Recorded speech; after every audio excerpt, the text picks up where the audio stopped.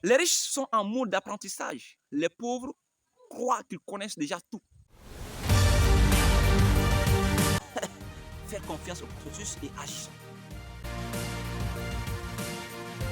Si tu veux voler avec les aigles, tu dois cesser de nager avec les canards. Alors, salut à tout le monde, bienvenue dans cette nouvelle vidéo qui est consacrée à l'essentiel, la quintessence de notre 31e ouvrage intitulé Les secrets d'un esprit millionnaire. Je rappelle d'ailleurs que c'est un auteur canadien du nom de Harvey Kerr. Au bout de 2 ans, a pu changer bien sûr à travers ces principes qu'il enseigne dans sa célèbre formation dénommée de Millionaire Minds. Essentiellement donc, qu'est-ce qu'on peut retenir dans ce document?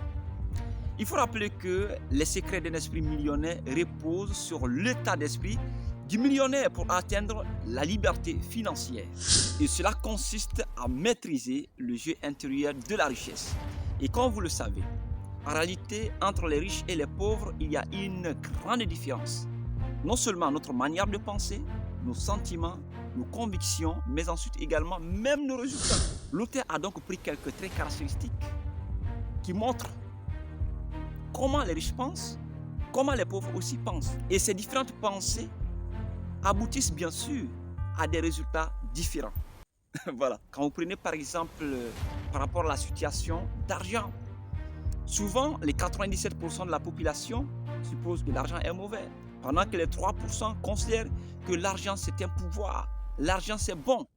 Toi tu dénigres quelque chose et que tu veux l'avoir. Deuxièmement, alors les riches croient en cette phrase, je trace ma vie. Et les pauvres croient aussi en cette autre phrase qui dit que je subis ma vie. Les riches se sont engagés à être riches, pendant que les pauvres, alors, veulent être riches sans objectif, sans but, sans clarté. Autre trait caractéristique aussi, c'est que les riches jouent au jeu de l'argent pour gagner. Et les pauvres jouent au jeu de l'argent pour ne pas perdre de l'argent, parce qu'ils refusent de prendre des risques. Les riches sont en mode d'apprentissage. Les pauvres croient qu'ils connaissent déjà tout. Donc, ça prouve à suffisance que nous n'avons pas les mêmes mentalités, nous n'avons pas les mêmes manières de penser. Alors, je me rappelle également de cette histoire. J'ai un papa justement qui était parti en France. À son retour, on causait justement. Mais celui qui m'a fait comprendre que les Blancs ont un temps de lecture. Oui, le sport, la lecture, ils ont un temps. Nous, mon ami, en Afrique, ici, c'est autre chose. Nous n'avons pas le temps. Nous n'avons pas le temps. Encore, nous n'avons pas le temps. Cela, bien sûr, détermine nos manières de penser, nos différentes connaissances que nous avons par rapport non seulement à la créativité, mais ensuite également au développement de nos sociétés. Un trait caractéristique important. Également, les riches voient grand, pendant que les pauvres voient petit. Ah oui, cela peut s'expliquer bien sûr par la résolution des problèmes. Les pauvres sont en dessous des problèmes, pendant que les riches se mettent au-dessus des problèmes. Et ensuite, même si quand il y a alors des situations, le pauvre ne voit que le côté négatif, pendant que le riche regarde ou voit le côté positif. Donc, le riche se focalise bien sûr sur les occasions, pendant que le pauvre se focalise sur les obstacles. Les riches admirent les autres riches. Les pauvres en veulent les riches. Si tu veux voler avec les aigles, tu dois cesser de nager avec les canards. Vous êtes dans l'esprit millionnaire, avec d'ailleurs des jugements de valeur, sans faire rapport aux valeurs. Ah non, lui, il est devenu riche parce qu'il a tué, juste en Afrique surtout. Hein. C'est comme cela, la mentalité, excusez-moi. Quelqu'un est riche aujourd'hui, qu'est-ce qu'on va dire?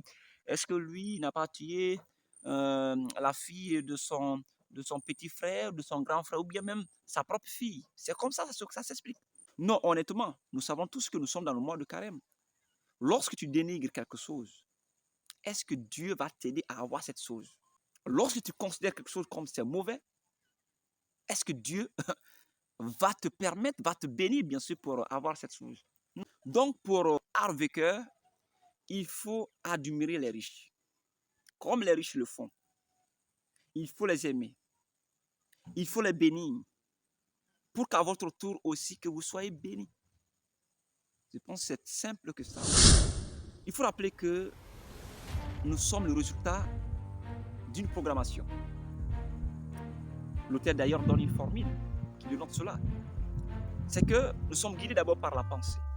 La pensée donne naissance au sentiment. Le sentiment qui est là donne naissance à l'action et l'action donne naissance au résultat.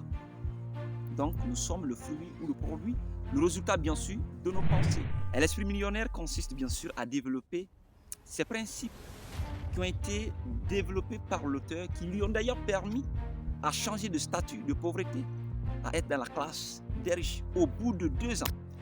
Donc, pour terminer, si vous ne grandissez pas, vous mourrez automatiquement. Si vous changez d'état d'esprit, vous changez de vie. La clarté, c'est le pouvoir. Sachez ce qu'il faut, faites ce qu'il faut, n'abandonnez jamais. Concentrez-vous, concentrez-vous, encore concentrez-vous. Allez, bye. Faire confiance au processus et agir.